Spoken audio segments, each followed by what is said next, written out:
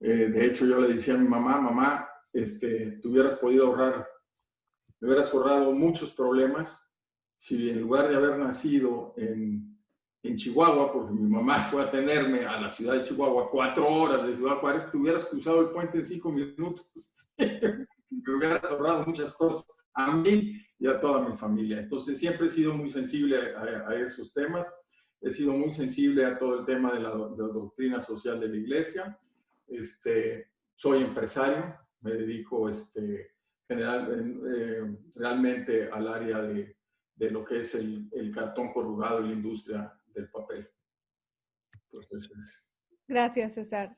Matías, ya sé que a ti ya te ubicarán algunos, pero siempre es importante que te conozcan, que nos cuentes de ti, cómo están los niños. Ay, gracias, mucho gusto. Soy Matías Caro, vivo en el estado de Virginia. He vivido aquí en los Estados Unidos toda mi vida.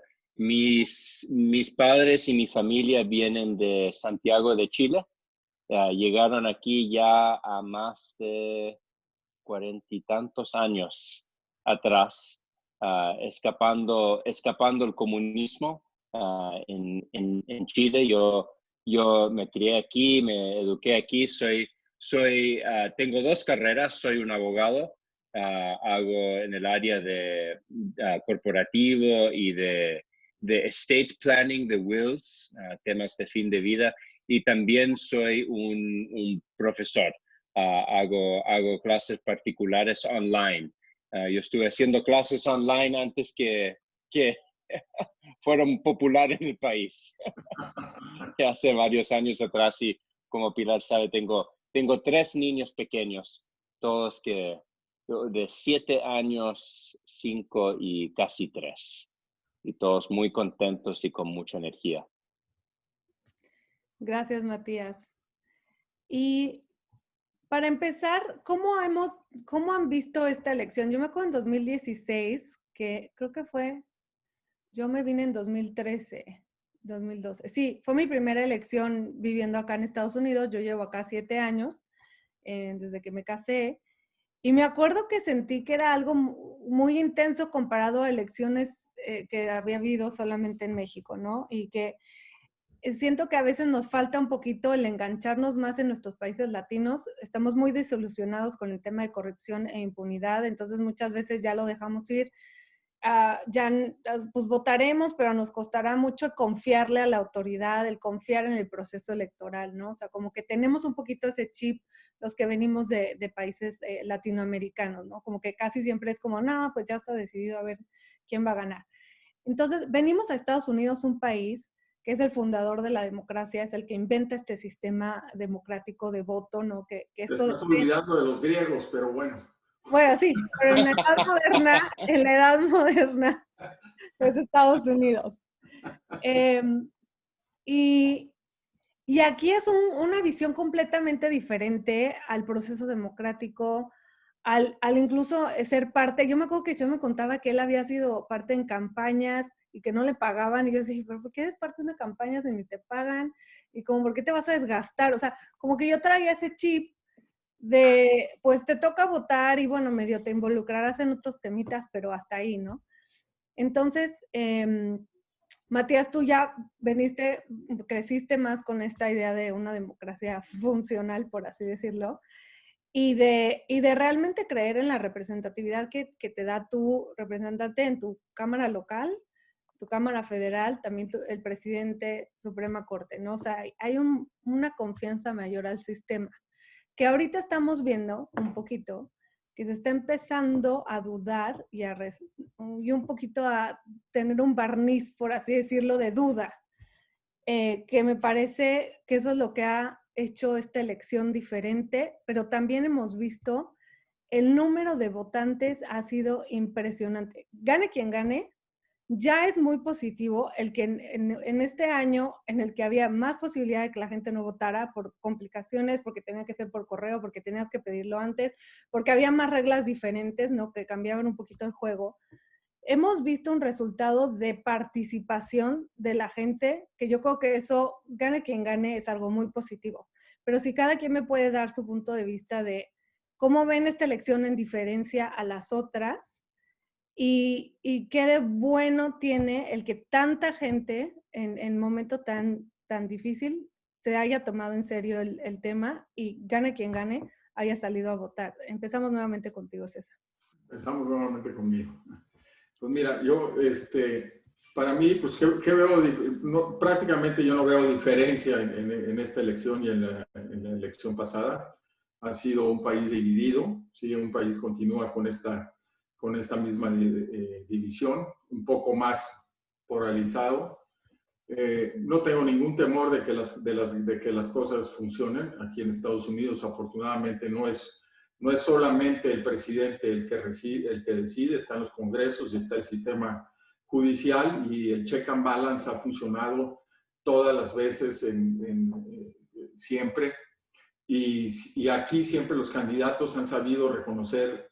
A algunos les habrá costado un poquito más, otros un poquito menos, como en la época de Bush y Al Gore, que fue una elección bastante complicada, pero siempre se llega a un arreglo.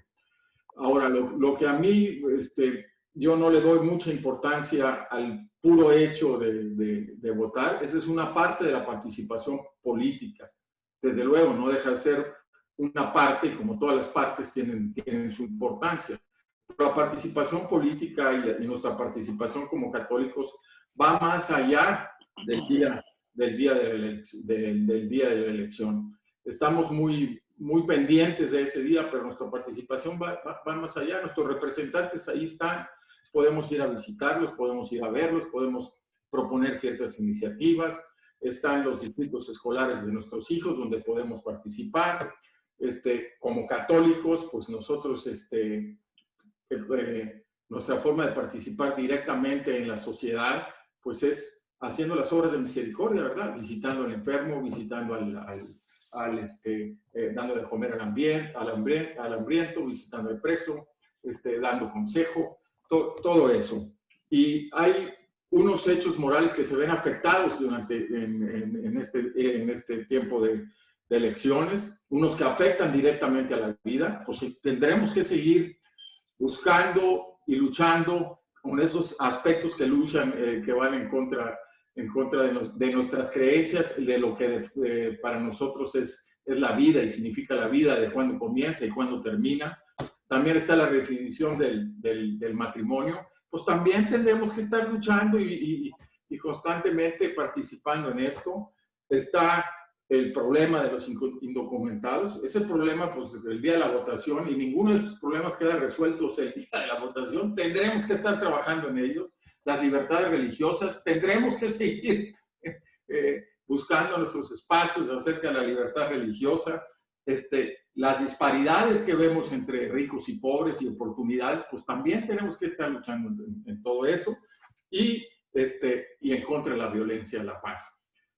Todo esto lo define perfectamente la doctrina social de la Iglesia, y es ahí donde están, pero no quiero alargarme porque no puedo seguir. Matías, regresaremos a esos puntos tan importantes de qué nos toca a nosotros y de los temas, ¿no? Los temas tan importantes que también se viven de manera tan diferente acá en Estados Unidos, que a veces esa es un pie de Aquiles de nuestra comunidad, el ni siquiera saber o entender cómo está la legislación acá, qué le enseñan a mis hijos en las escuelas, qué está permitido por ley hacer o no hacer. Es muy diferente a lo que hay en los países latinoamericanos. Matías. No, lo que dijo César, estoy muy de acuerdo al 110%. El día de votación como hoy es otro día cívico que tenemos, ¿no? Yo creo que un poco las últimas elecciones hemos visto mucho de las conversaciones hablando que este es el día más importante. Si no votas por fulano o fulana, lo peor en el mundo va a pasar. Y muchas de esas tácticas es parte de la táctica política, ¿no? Porque lo más importante para los políticos profesionales es que tú y yo aparecemos a votar, ¿no? Porque nuestro voto es importante, pero es un día. Y en la vida americana, cuando viene a la presidencia, es un día cada 4 años, ¿no?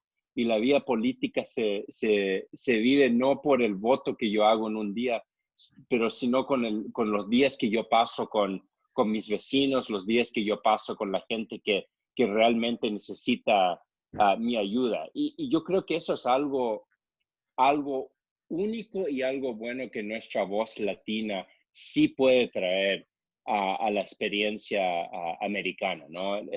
La historia del voto aquí en los Estados Unidos y la historia de la participación política es una que ha ido por mucha evolución sobre los años, ¿no? En los primeros días del país, muy pocos podían votar.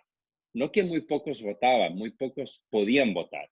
En muchas partes eran solo los hombres que tenían tierra o que tenían un cierto nivel de dinero. Y eso se fue expandiendo poco a poco. Obvio, tuvimos momentos bien grandes en el país cuando dejamos finalmente a los que habían sido esclavos tener el voto, cuando finalmente reconocíamos que las mujeres tenían una dignidad igual que los restos en el mundo político y tenían el voto.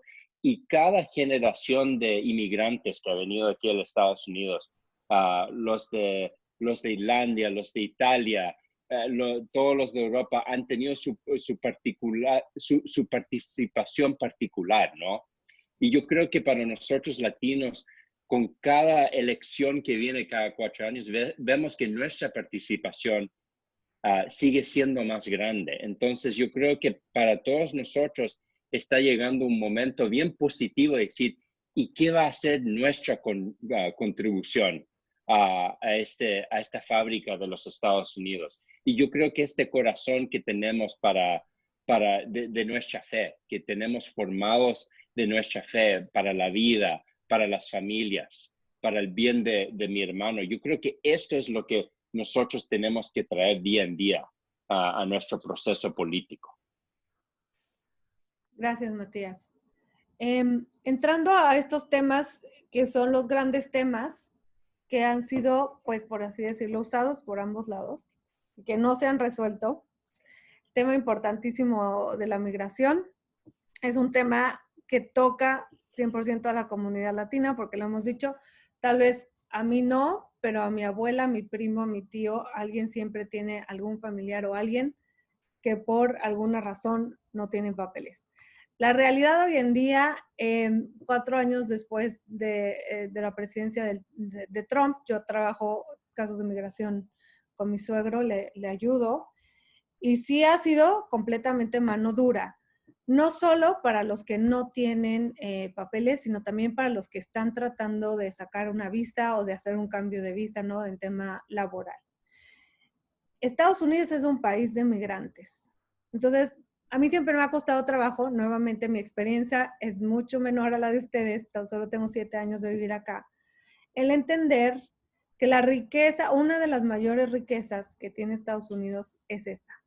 Que aquí viene gente de literalmente todo el mundo, de diferentes creencias, de diferente estrato social, que vienen por diferentes razones, puede ser por cuestión laboral, puede ser por cuestión terrible de asilo político, ¿no? De persecución, de vivir guerras.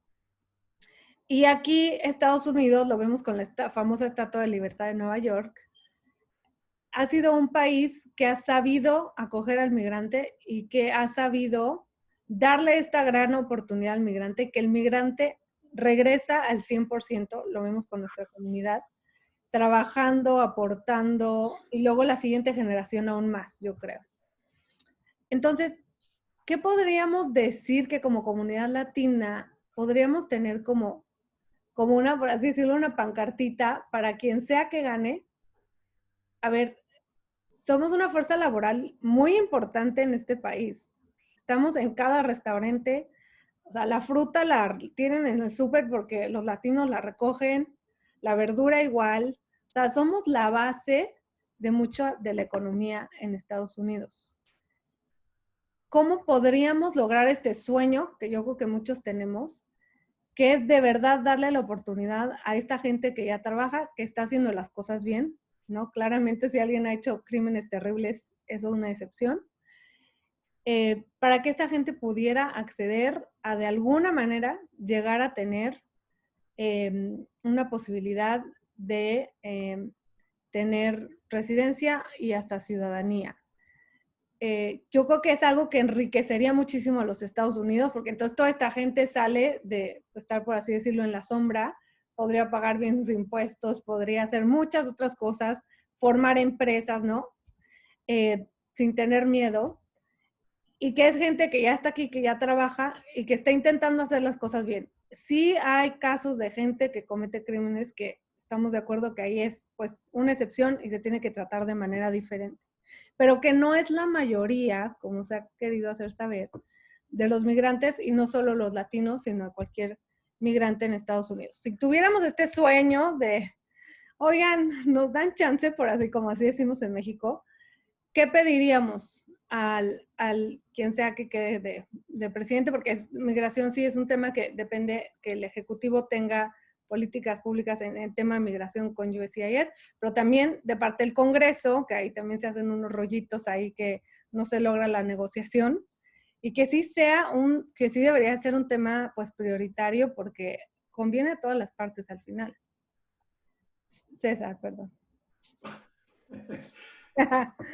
Ahora sí me pones una pregunta difícil, o sea, ¿qué haríamos? Bueno, lo primero es, detrás de cada visa o de cada permiso migratorio hay una historia. Y generalmente es una historia difícil, de sacrificio, de abnegación, de trabajo, de esfuerzo. Y eso, ya como migrantes, porque para poder obtener un permiso, ya como migrantes, todo eso que nos hace prepararnos, sufrir, pasar por ese desierto, como pasaron en la Biblia los judíos, pasar por ese desierto, eso nos fortalece, eso nos hace mejores personas. Y otra cosa muy importante, Piri, tú dices, es que somos una fuerza económica, pero sobre todo, más que eso, somos una fuerza moral.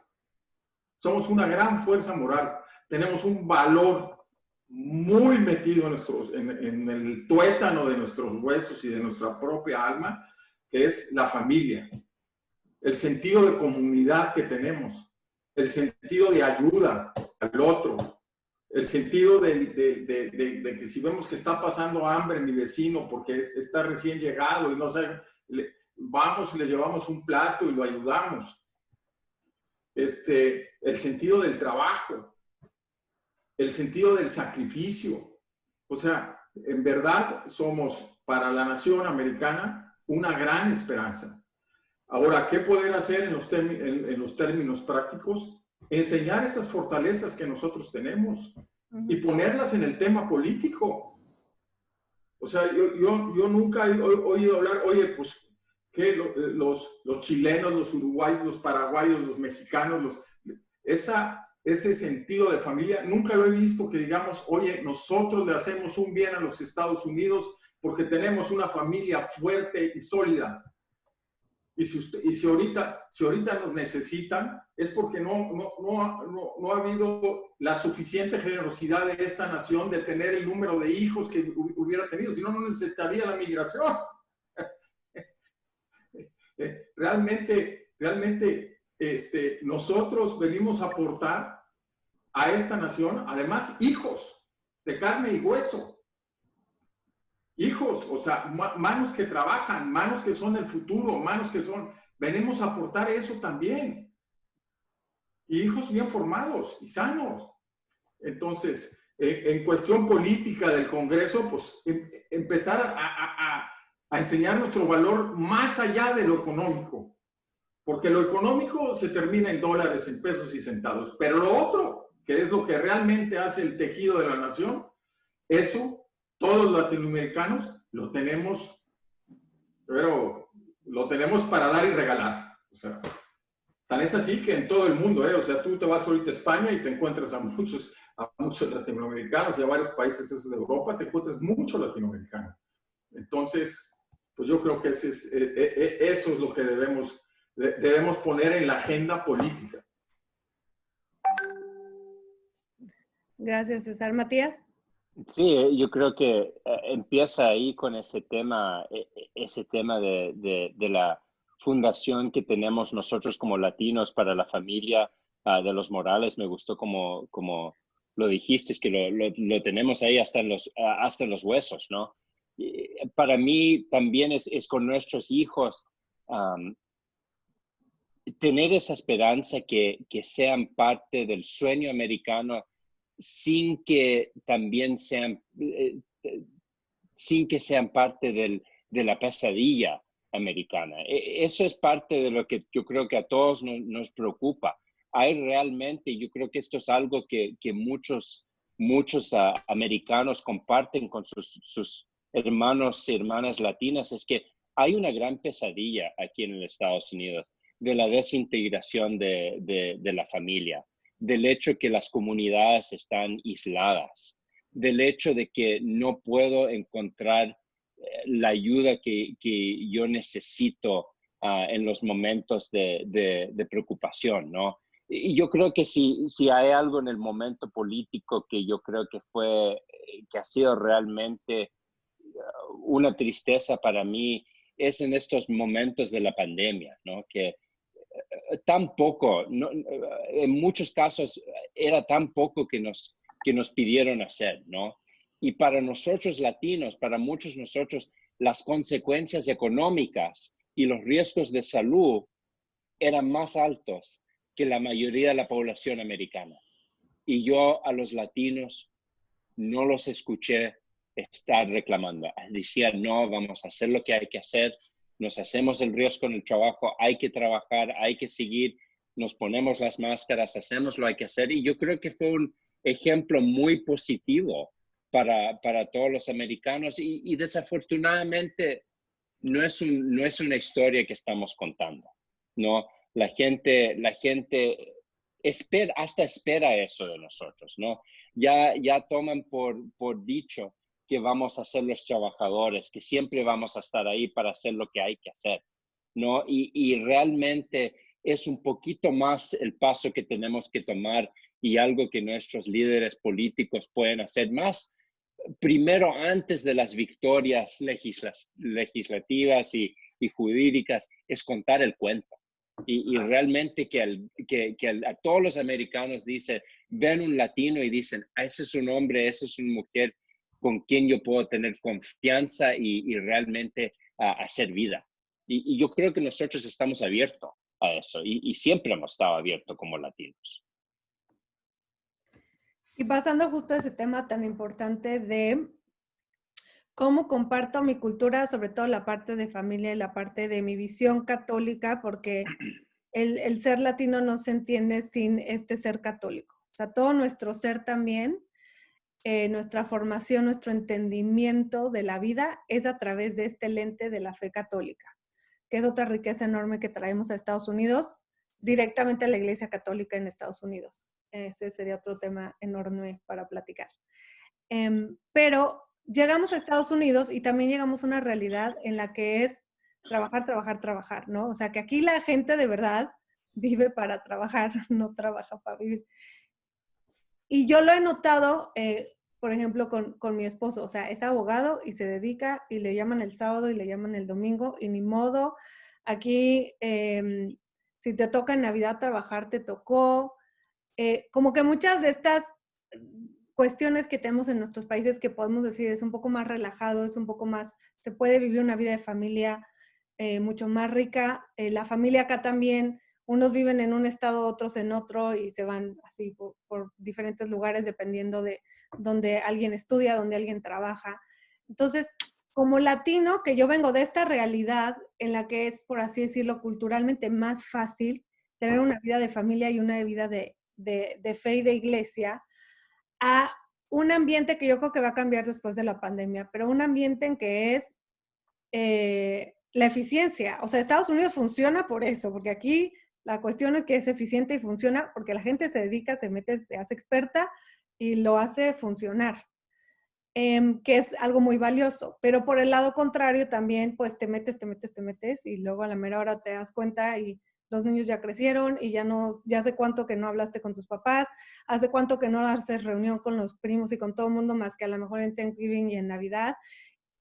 Entonces, ¿cómo podemos como comunidad latina mantener esta fortaleza de familia, de visión católica, en un ambiente que es, por así decirlo, un poquito contrario a poder lograr esto? O sea, como a veces yo me acuerdo en el grupo que estábamos en Nueva York, tratamos de decir a los papás, sé que quieres trabajar 3 turnos porque aparte acá al migrante le toca pagar a la familia de aquí, también le toca mandar pedacito a los que se quedaron en México, en Perú, en todos lados, ¿no? A los papás que ya están grandes y el señor acá también le está aportando allá a la mamá que le tienen que ayudar para la operación. O sea, es entendible, ¿no? También el que la gente se dedica tanto a tener 3 trabajos y a sacar adelante a su familia, la de allá y al de acá.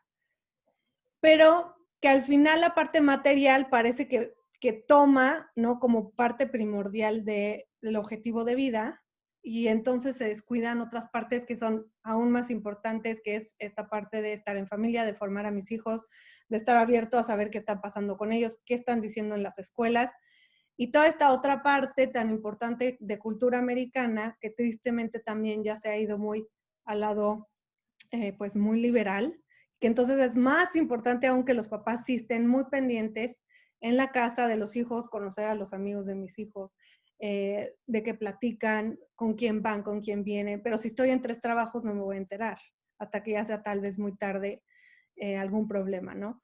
Entonces, ¿qué recomendarían a los papás ustedes que vivieron sobre todo César, que viste esta transición de un poquito más relajado de poder tener vida familiar por una cultura que te lo permite más, a una cultura americana que es mucho más on the go, como dicen?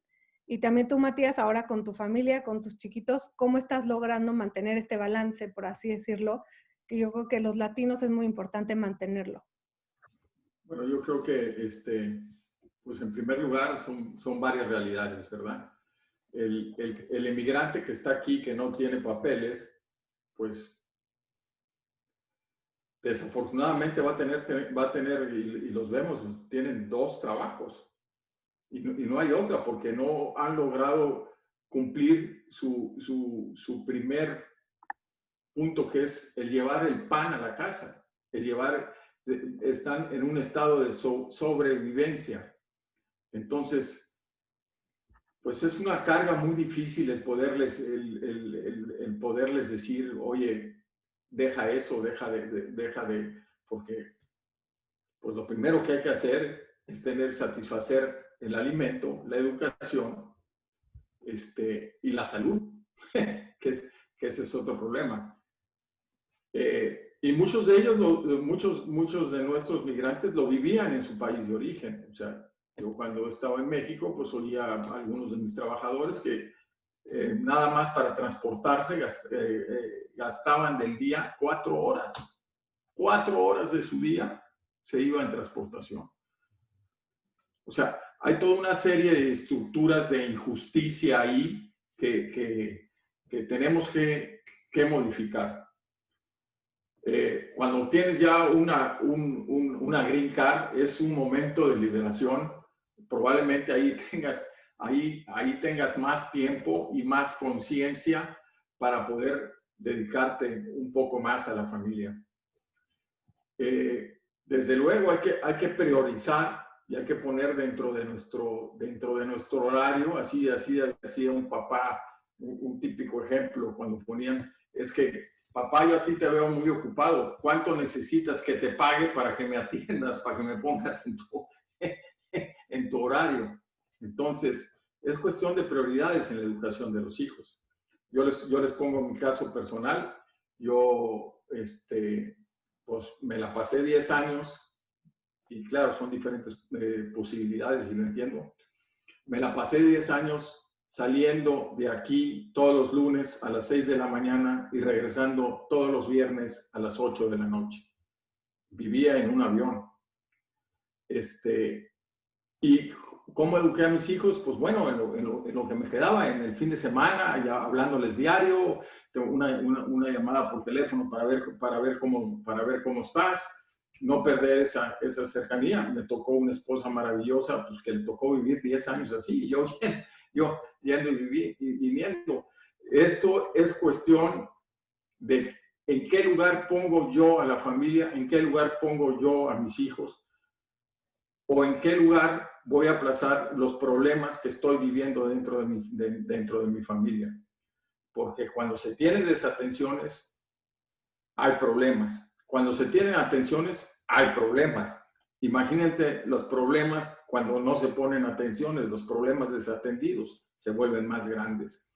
Entonces, es cuestión de querer. Ahí sí, ¿qué consejo te puedo dar? Quiere en primer lugar y pone en primer lugar a tus hijos y a tu familia que cualquier otra cosa. Dentro de tus posibilidades, porque tenemos que ser muy reales y muy firmes y muy aterrizados. No se le puede exigir lo mismo a un indocumentado que a uno que ya tiene tiene ciertos documentos, o que tiene cierto nivel de ingresos, o que tiene... Hay una gran gama ahí, pero en todos esos hay que poner esa prioridad y meter a Dios adentro de eso. Si Dios no está adentro de nuestras vidas, es difícil ordenar todo lo demás.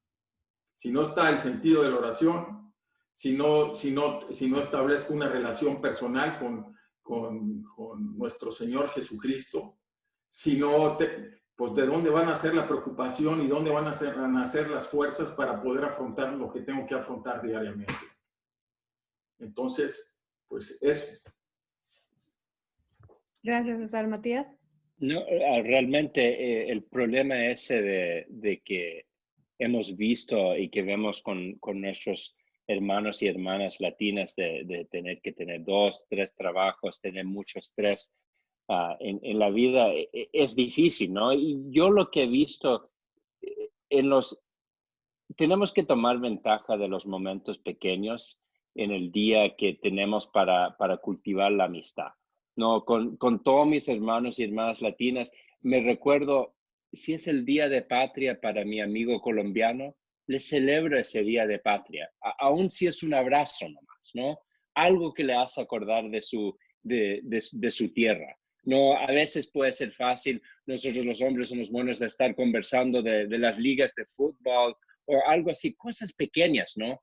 Que aunque todos tenemos mucho trabajo, podemos hacer esas conversaciones. Y cuando uno empieza a hacer eso y empieza a cultivar esa amistad en las cosas pequeñas, abres el espacio para poder conversar de las cosas más importantes. Cuando tú estás con las personas al lado tuyo en el trabajo, va a pasar naturalmente que te van a empezar a contar lo que está pasando en su vida, las dificultades que tal vez están teniendo en la familia, las dificultades que están teniendo con sus hijos, las dificultades navegando la cultura americana, ¿no? Yo creo que eso es algo, todo como latinos, que podemos tener el corazón y las orejas abiertas, ¿no? Atrayendo el poco conocimiento que cada uno tenemos y trabajar en solidaridad, en solidarity, como decimos en inglés, para estar caminando unos con otros, ¿no? Para mí, con la vida de familia, en cada circunstancia de familia puedes establecer algún tipo de, como uno pudiera decir, non-negotiable de mi tiempo con familia, ¿no? Tal vez por el estrés de la vida, por los trabajos que tenemos, va a ser tan pequeño como, mira, siempre nos juntamos el sábado en la noche para ir a misa juntos, ¿no? Si podemos hacer más, ¿no? Si llegamos a una oportunidad que tenemos por lo menos lo suficiente para proveer para nuestra familia y la vida, el domingo debería ser un día sagrado para familia, para Dios, para amigos, para estar unos con otros, ¿no? Yo, igual como tu marido, soy un abogado, ¿no? Y mis clientes me están buscando siempre. Mis clientes ya saben, a menos que usted tiene una real emergencia, los temas que usted me llama para el domingo, no los voy a contestar hasta el lunes, ¿no? Porque es el tiempo de mi familia. Y aún mis niños pequeños saben eso. Y tal vez no puede ser algo tanto así, dedicar un día, ¿no? Pero, por ejemplo, si tus niños saben que siempre pueden agarrar el teléfono y mandar un mensaje o llamarte y papi, vas a estar ahí, eso es tremendo, ¿no? Especialmente cuando van creciendo. Yo creo que todos queremos que cuando tengan problemas nuestros hijos, que nosotros seamos la primera llamada telefónica que hacen, ¿no? Porque nos tienen esa confianza y sabemos que vamos a caminar con ellos para solucionar cualquier problema que confrontan. Gracias, Matías. Para cerrar, tema importantísimo de justicia social, que yo creo que este año también pues salió a la primera fila de temas por cuestiones pues muy tristes de a las personas que las han matado por cuestión de, puede ser mucho por su raza, por donde estaban, por policías. También es un tema un poco externo a lo que nosotros conocemos, pero como comunidad latina, como católicos, ¿cuál puede ser nuestro aporte para construir una cultura de paz? Que como católicos sí estamos 100% llamados a esto desde los primeros cristianos, ese fue nuestro llamado. Hemos pagado muy caro muchas veces en la historia el tener que tomar, porque nos toca tomar este papel de personas que construyen la paz. Pensando en momentos de dificultad, como este año estamos completamente de acuerdo en que existe el derecho de libertad de expresión, de asociación, ¿no? Eso completamente de acuerdo, pero en un momento en que comienza la violencia, es un paso ya, con el que yo no podría estar de acuerdo. ¿Cómo nosotros como comunidad latina podemos ser parte de también este cambio, empezando en nuestra familia, obviamente, pero este cambio de todos somos iguales, todos somos hijos, hijas de Dios con valor infinito, y que nada más el anunciar eso ya puede cambiar muchas vidas, ¿no? Hay muchas heridas muy profundas que yo todavía no acabo de entender 100% por cuestiones de historia, por cuestiones del pasado, de injusticias importantes que hay que reconocer, que eso es un paso primero, para luego poder sanar y salir adelante como nación. Entonces nosotros como latinos que estamos acá en un grupito así de que estamos trabajando, vamos, venimos, estamos viendo qué está pasando, queremos entender, pero también qué puedo yo aportar para mejorar este tema de injusticia social que estamos viendo, que se está viviendo, que yo creo que va a seguir para adelante en los siguientes meses. Que también se abrió una brecha importante con el tema del COVID-19, de quién puede y no puede, quién puede trabajar desde el Zoom y mantener su trabajo y quiénes no, quienes sí tienen que ir a trabajar y o les toca ir a trabajar o cerraron los restaurantes y no te van a pagar y a ver cómo le haces, ¿no? O sea, ha habido unas problemáticas muy reales que han abierto esta realidad de brecha que existe en Estados Unidos, que a veces pensamos que no, de injusticia social. Entonces, César y Matías, y vamos a cerrar. Gracias. Bueno, la doctrina social de la Iglesia es muy clara. Primero que nada, la dignidad de la persona humana. O sea, nosotros por el hecho de ser hombres tenemos una dignidad, estamos hechos a imagen y semejanza de Dios, tenemos inteligencia y voluntad, que y la capacidad de amar, que son cualidades que nos hacen semejantes a Dios.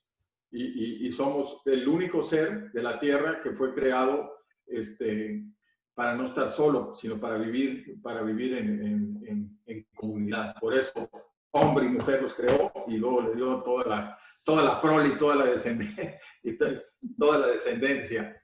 Entonces, primero eso, o sea, respetar a la persona humana. La ley de oro, que no le hagas a otro lo que no te gustaría que a ti te haga, que a ti te haga. Entonces, eso es lo primero que tenemos que ver. Y segundo, tener muy claros y tener esa capacidad de juicio para poder entender las cosas. Otro, la justicia. Nosotros siempre debemos de ver por lo que es justo, por lo que es verdaderamente justo. Si nosotros aplicáramos los 10 mandamientos, bueno, no necesitaríamos ni de leyes, ni de los abogados saldrían. O sea, pero somos humanos. Somos humanos. Entonces tenemos que tener eso claramente. Y luego pues, están los otros principios de la doctrina social de la Iglesia, la solidaridad, subsidiariedad, el bien común, el destino material de los bienes. O sea, toda esta serie de cosas es bajarlos en una forma real y permanente. Pero sobre todo, el Evangelio es muy claro en eso. Y hace poco lo leímos, no me acuerdo si hace 2 domingos. Amarás al Señor tu Dios con todo tu corazón, con toda tu alma y con todas tus fuerzas.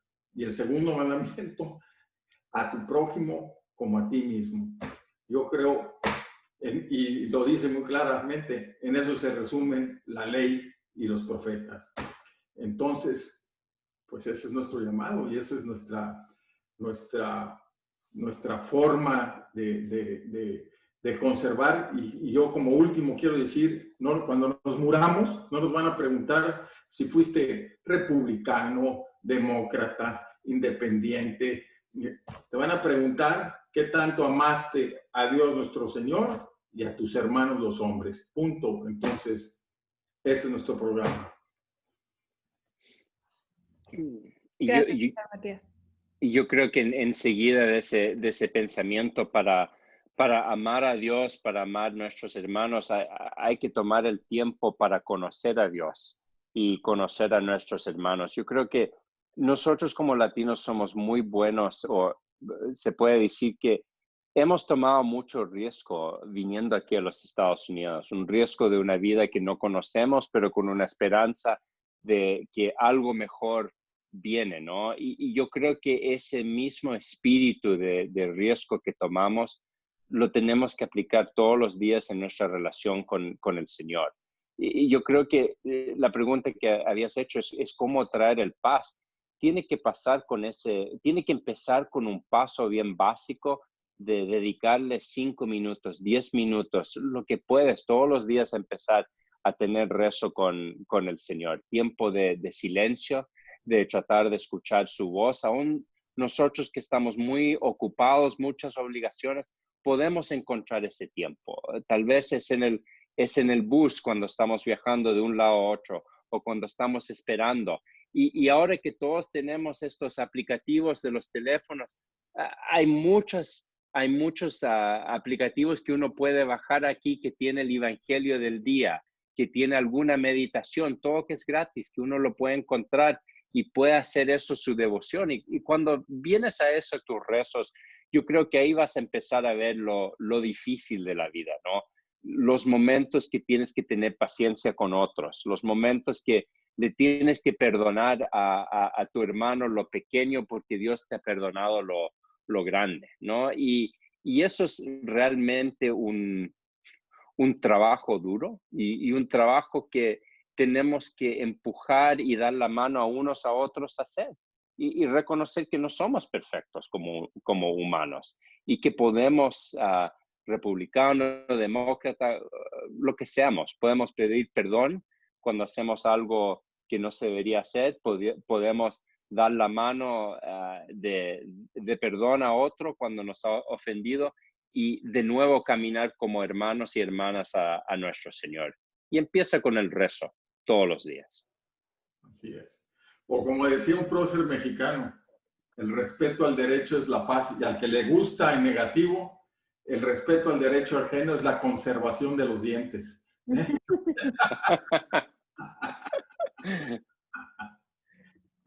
Sí, justamente, o sea, son cuestiones básicas que muchas veces se nos olvidan, nos metemos tanto en el rollo político y en los medios y acá y allá, y todos estresados, y se nos va que es, a ver, católicos, tenemos al Rey de Reyes en cada iglesia, nos enteramos y ya lo vivimos el tener que estar en una soledad espiritual, de sequedad, nos encerramos y vamos a ver hasta cuándo podemos regresar. Yo creo que muchos regresamos a volver a entenderle gran importancia a la Eucaristía y que no se nos olvide, o sea, ¿qué más queremos y qué bendecidos somos que nosotros nacimos con esto, que nacimos con el saber que yo soy hijo o hija de Dios, amado de manera infinita, y que yo puedo ir a cualquier iglesia católica casi siempre a la hora que quiera, no a las 3 de la mañana normalmente, pero casi siempre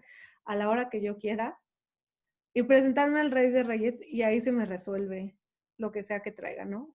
Entonces, es eso, volver a lo básico, volver a la reflexión, lo que dice Matías, tan importante que nunca acaba, este conocimiento de Dios y de los hombres no termina, y que si seguimos en esta meditación, aunque sea chiquita, de 5 minutos todos los días, ¿qué cambio tan importante podemos hacer cada uno con nosotros frente a Dios y cada uno frente a nuestras familias y frente a nuestra comunidad? No necesitamos la gran disertación política, económica y social, como muchos a veces creemos. Les agradezco muchísimo.